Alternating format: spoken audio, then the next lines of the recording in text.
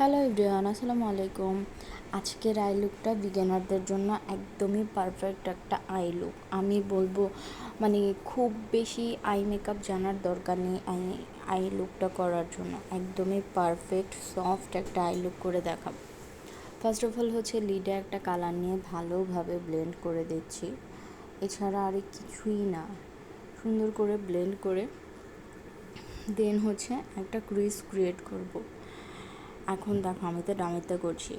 Real আমরা ফেসে যখন করব তখন কিন্তু এতটা স্পেস আমরা নাও পেতে পারি। বড় চোখ কিন্তু সচরাচর খুব কমই দেখা যায়।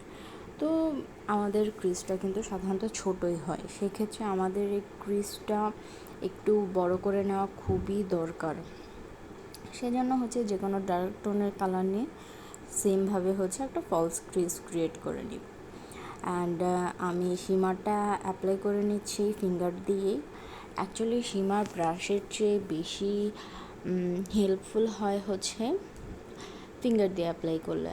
অ্যান্ড এদিকে কিন্তু আমি বেশ কয়েকটা শিমারই অ্যাড করেছি।